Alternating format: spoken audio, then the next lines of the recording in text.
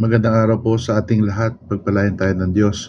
Panahon pa din po ng muling pagkabuhay ng ating Panginoon at Happy Easter sa ating lahat. Napakaganda na ngayong linggong ikalawa ay pinagdiriwang natin ang mabathalang awa ng ating Panginoon ng Divine Mercy. At alam natin lahat, marami sa atin ang lumaki sa dasal na yan na dinarasal tuwing ikatlo ng hapon, no? At ang mabathalang awa na walang iba kundi sa pampangalan ng ating Panginoong Hesukristo ay isang bagay na sana'y magpaalala sa atin na kung paano si Jesus ang mabathalang awa, na sana sa atin din makita yung pagsunod sa mga yapak ni Jesus, na tayo din ay maging maawain, no? At ito ay hindi lamang tungkol sa ating kapwa, kundi pati din sa ating sarili.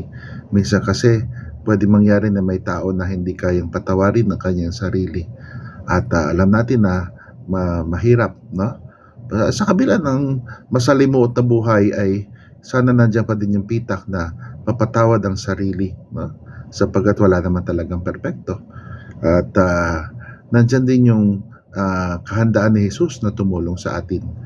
At sana wag tayo mawalan ng pag-asa, sapagkat yan ang punot dulo ng pagpapakita ni Jesus sa atin ng awa, na habang tayo nandito sa lupang ibabaw, magkaroon tayo ng pag-asa, no?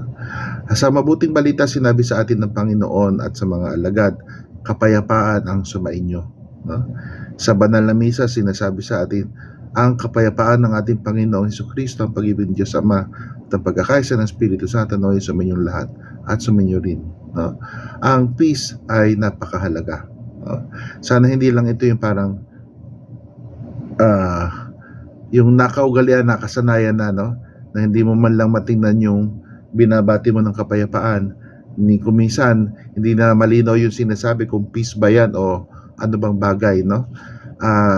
Ang ibig sabihin, sana nandun yung loob natin sa ginagawa natin at yung ating punyagi na isabuhay kung ano yung ginagawa natin sa misa, na kung paano sa misa hinihiling natin na magkaroon kapayapaan ng ating mga katabi, mga nakikitang maninimba. Ganon din sa ating buhay, no? Sino bang ayaw sa world peace, no? Pero ang world peace na yan, nagsisimula yan sa bawat isa sa atin, no? Alam natin yung sikat na kanta, let there be peace on earth and let it begin with me. At ito'y bagay na medyo tricky, sapagkat hindi ibig sabihin ay ng kapayapaan ay walang struggle. Meron din, no? Pero ang kapayapaan na bibigay sa atin ng kapanatagan ng loob sa kabila ng mga sigwa sa ating buhay, sa kabila ng kaestresan sa ating buhay, yan yung nagbibigay sa atin ng paalaala na naririyan si Jesus, naririyan si Mama Mary, nandun si Poong San Jose, at syempre kasama dito yung paborito mong santo o santa, no? Nandyan yung ating mga kaibigan na handang makinig sa atin. Huwag tayo mawawalan ng pag-asa, sapat ang pag-asa ang ating baon-baon papunta kay Jesus, no?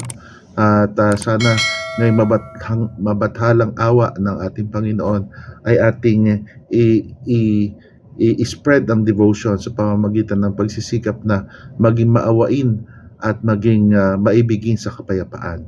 Pagpalain tayo ng Diyos.